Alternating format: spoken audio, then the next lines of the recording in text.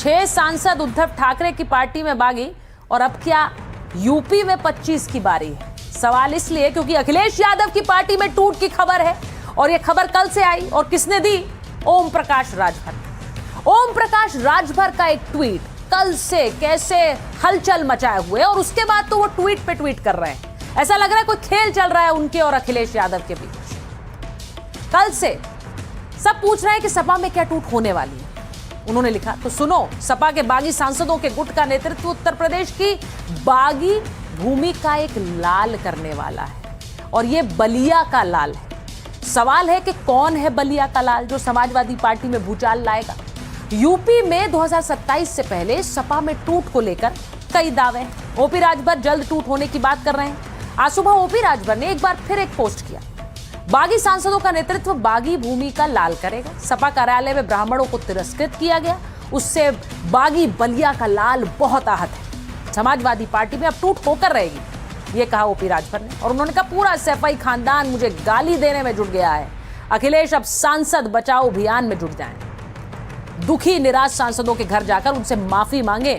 राजभर का इशारा था सपा सांसद सनातन पांडे की ओर। बुधवार को सपा की ओर से ब्राह्मण समाज की एक बैठक बुलाई गई थी और नेतृत्व बलिया के ही सपा सांसद सनातन पांडे कर रहे हैं। इसी बैठक की बात कर राजभर बगावत का दावा कर रहे हैं। राजभर के दावे को सनातन पांडे ने खारिज कर दिया। सपा से बागी हुआ तो संन्यास ले लूंगा, ये कह रहे हैं सनातन पांडे। अब उन पर आ गई है तो वो भी ये बता रहे हैं कि सपा से उनका रिश्ता अटूट है, वो किसी कीमत पर अलग नहीं हो सकते। और आपको बताएं कि सनातन पांडे बलिया से आने वाले समाजवादी पार्टी के बहुत पुराने नेता हैं। 5 बार विधानसभा चुनाव और 2 बार लोकसभा चुनाव लड़ चुके हैं। 1996 में सरकारी नौकरी छोड़ी थी, तब वो सपा में शामिल हुए थे और सपा के साथ जुड़े रहे और सक्रिय भूमिका निभाते रहे हैं। अब सनातन पांडे अपनी तरह से सफाई दे रहे हैं, सुनिए क्या कह रहे हैं। ओम प्रकाश राजभर हमारे क्षेत्र से विधायक हैं। उनके मैं हर कृत्य को जानता हूँ। वो कोई भाषा ऐसी नहीं बोल रहे हैं जो उनकी स्वयं की भाषा है। वो भाषा तो भारतीय जनता पार्टी की भाषा को बोलने का काम कर रहे हैं। उनके समझ में आ रहा है कि अगर हमारी ज़मीन जायदाद जो है वो भी नंबर 2 की है और उनको डरवा दिया जाएगा, धमका दिया जाएगा, हैं? और जात के ब्राह्मण हैं, उनको मुकदमे ला दिए जाएंगे और सनातन पर डर जाएंगे। तो न सनातन के पास नंबर 2 की ज़मीन है, न सनातन पर नंबर 2 का धन है, न कोई ऐसी गोली बनी है कि विधि के जो विधान ने विधि को लिख दिया है उससे पहले कोई मुझको मार सके। और जन्मजात समाजवादी हूँ, अंतिम सांस तक समाजवादी रहूँगा। और अंतिम सांस में अगर मुझे प्रतिनिधि करने का मौका पार्टी ने नहीं दिया तो उसके बाद भी मैं पार्टी कार्यालय पर बैठकर पार्टी की सेवा करने का काम करूँगा। समाजवादी पार्टी में टूट के दावों को लेकर पार्टी के नेता हमलावर हैं, ये भी सुन लीजिए।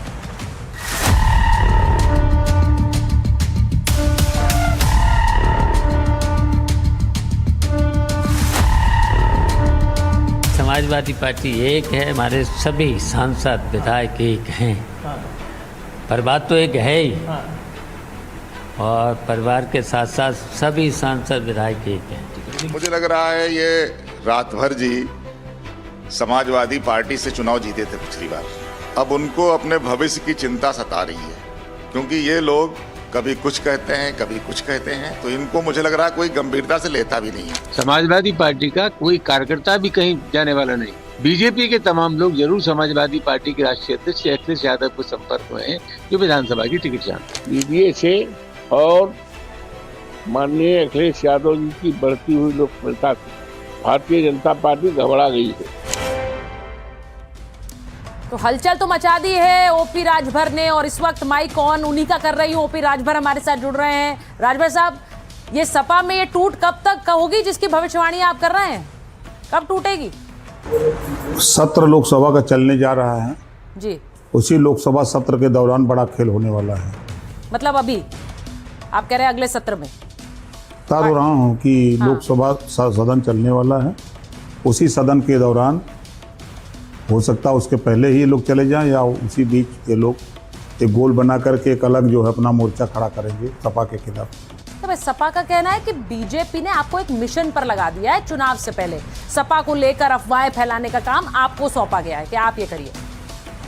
हम अफवाह फैला रहे हैं। इलाहाबाद प्रयागराज में 3 परिवार को, एक ही परिवार को समाजवादी पार्टी के नेताओं ने काट दिया, उसकी हत्या कर दिया। ये अफवाह है।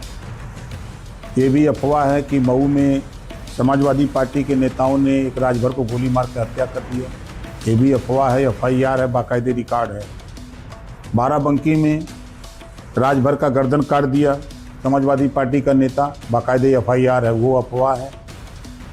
अभी उन्हीं के सांसद ने बयान दिया, बहुसंख्यक को भी 20 बता दिया, ये भी अफवाह है। उन्हीं के समाजवादी पार्टी का जिलाध्यक्ष हरदोई अभी महिलाओं के ऊपर क्या क्या टिप्पणी किया है, ये भी अफवाह है। अभी उन्हीं की पार्टी का भाटी ब्राह्मणों को वेश्या कह दिया, वेश्या की तुलना कर दिया, ये भी अफवाह है। तो ये तो जितनी चीज़ें हम बता रहे हैं ये सब समाजवादी पार्टी के कारनामे है ना, ये हमारे कारनामे हैं। नहीं, आपके नहीं हैं। आप भले ही आप तो हमलावर हैं समाजवादी पार्टी पर, लेकिन आपने तो नाम भी आज ले दिया। आपने कहा बलिया का लाल वो कराएगा बगावत, वहां सनातन पांडे आ गए सफाई देने के लिए। वो तो भगवान से मना रहे हैं कि हे भगवान दूसरे दल में जाएगा, नौबत ना आवे। कुछ पढ़िए उनका। नहीं, वो तो कह रहे हैं कि अंतिम सांस तक अलग नहीं हो सकते हैं।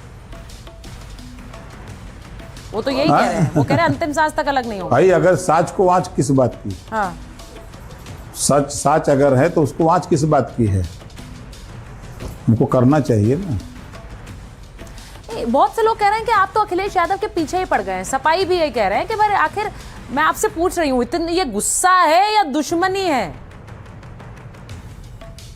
वो तलाक दे दिए हमको, हम कबूल कर लिए, यही गुस्सा है।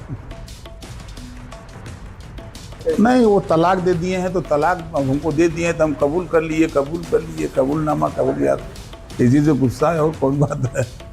ये गुस्सा है। तो ओपी राजभर जी बहुत धन्यवाद हमसे बात करने के लिए। लेकिन ओपी राजभर बड़ी बात कह रहे हैं। वो कह रहे हैं कि अगले सत्र में ये टूट होगी और टूट ऐसी होगी कि सपा में सांसद छिटक जाएंगे। अब सोचिए कि जिस तरह से सपा के साथ टूट की बात कही जा रही है, ये सिर्फ ओपी राजभर क्या सपा की बात कर रहे हैं? आपको बताती हूं कि केशव प्रसाद मौर्य ने, जो डिप्टी सीएम है, उन्होंने कहा कि सपा से 25 से 26 सांसद टूटेंगे। ये केशव प्रसाद मौर्य ने कहा। उसके बाद ओम प्रकाश राजभर ने कहा सपा में तो जल्द बड़ी टूट होने वाली है। वो लगातार ये बात कर रहे हैं, ट्वीट्स भी कर रहे हैं। अब संजय निषाद जो कि मंत्री हैं यूपी सरकार में, कह रहे हैं सपा के साथ कांग्रेस के 2 दर्जन MP MLA भी टूट जाएंगे। तो वो सिर्फ सपा की बात नहीं कर रहे हैं, संजय निषाद ने तो कांग्रेस को भी लपेटे में दे दिया है और कह रहे हैं कांग्रेस भी टूटेगी। सुनिए। ऐसे 2 दर्जन से ज्यादा सांसदों के लोग हमारे पास आए और उन्होंने समाजवादी पार्टी के, सपा के और कांग्रेस के और हिंदुत्व विचारधारा के, क्योंकि भैया एक तो हम आगे नगरीय विचारधारा तो हमारी ये है, उस विचारधारा के लोग विरोधी हिंदुत्व के अगर इस विचारधारा के साथ रह नहीं पा रहे हैं, उन्होंने कहा भैया हम आप तटस्थ व्यक्ति हैं, आप न इधर आने वाले न उधर जाने वाले हैं, जिसके साथ रहते हैं सही से रहते हैं और आप मर्यादित हो, मर्यादा पुरुषोत्तम भगवान के आप पास सिखाओ। ऐसे में मोदी योगी अमित जी आपको ज़्यादा पसंद करते हैं ना। ऐसा मेरी भी चर्चा हो जाए, हमारे सांसद आना चाहते हैं और जुड़कर जो इस विचारधारा से जुड़कर सेवा करना चाहते हैं। तो मैंने भी शीर्ष नेतृत्व पहुँचा दिया, 2 दर्जन से सारे सांसदों के लोग हमसे थे और उनको मैंने गृह मंत्री को पहुँचा दिया कि भाई वो जुड़ना चाहते हैं, आप विचार करिए। तो एक तरफ विपक्षी खेमा है जिसमें टूट भी हो रही है और जहां नहीं हुई है वहां टूट की भविष्यवाणी हो रही है। सवाल है कि इस टूट का मतलब क्या है? क्या एनडीए मॉनसून सत्र से पहले ही 2/3 बहुमत के करीब पहुंच रहा है? कांग्रेस यही आरोप लगा रही है। लोकसभा में इसके लिए नए समीकरण बनाने की कोशिश की जा रही है। अब क्या वाकई एक सुपर एनडीए बनकर तैयार होगा? सुपर एनडीए, अब इसका मतलब क्या है? यानी 2/3 बहुमत वाला एनडीए क्या बनकर तैयार हो सकता है? मैं जरा गणित समझा देती हूं आपको। अब आप संसद में इस वक्त की जो तस्वीर है वो समझिए। एनडीए के पास 293 सांसद हैं। अब इसमें टीएमसी के बागी के 20 जोड़ दें आप, तो ये और यूबीटी शिवसेना के 6 सांसद जोड़ दें तो संभावित एनडीए सांसद कितने हो जाते हैं? 319। ये हो जाएगा आंकड़ा। और संसद में 2/3 बहुमत के लिए 360 सांसद चाहिए, इसे भी समझिए। 2/3 आंकड़ा जरूरी क्यों है ये मैं आगे आपको समझाऊंगी, लेकिन अभी का जो गणित है टूट के बाद वो ये है। अब अगला स्क्रीन चलाइए इसके बाद।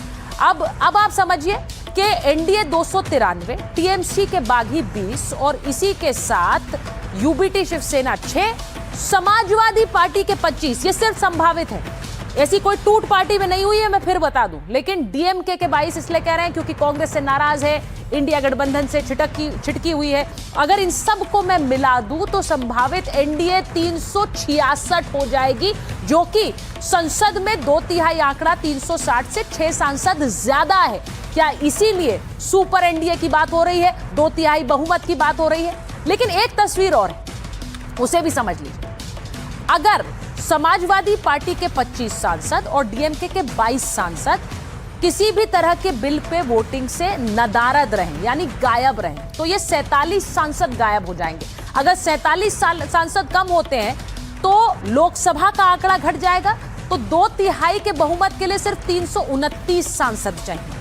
और 329 सांसद कैसे होंगे अभी नहीं पता है, अगला स्क्रीन चलाइए। लेकिन 329 सांसद उस समय चाहिए होंगे, तो संभावित एनडीए 319 और अन्य सांसद 15 हैं।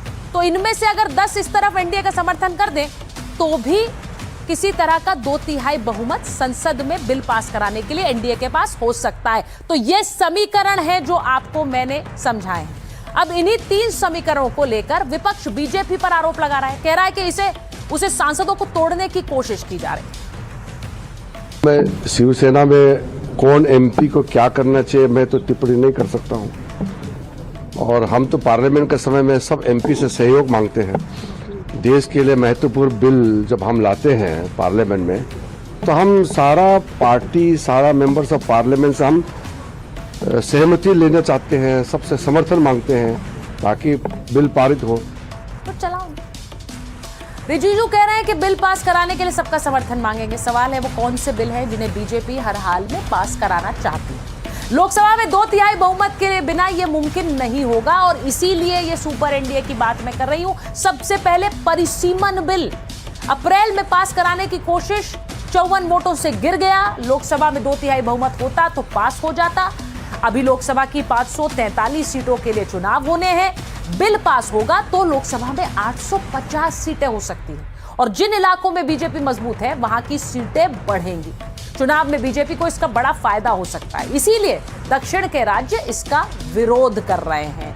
तो ये आपको बताऊं, और अगर ये बिल पास हुआ तो महिला आरक्षण बिल भी लागू हो जाएगा, क्योंकि महिला आरक्षण बिल में एक शर्त जुड़ी हुई है, वो परिसीमन बिल की शर्त है। विपक्ष ने तो महिला आरक्षण को हाँ कर दिया है, लेकिन सिर्फ परिसीमन के चक्कर में वो भी लटका हुआ, तो वो भी पास हो जाए। दूसरा है एक देश एक चुनाव, 1 नेशन 1 इलेक्शन, इसके लिए भी 2/3 बहुमत की जरूरत है। एनडीए अगर इसे पास कराना चाहता है, सरकार ने दिसंबर 2024 में इसे पेश किया, संसद में 2/3 बहुमत न होने की वजह से यह लटक गया। आम सहमति के लिए जेपीसी में भेजा गया, 1.5 साल से अटका रहा। बिल पास हुआ तो लोकसभा और राज्यों के चुनाव साथ होंगे।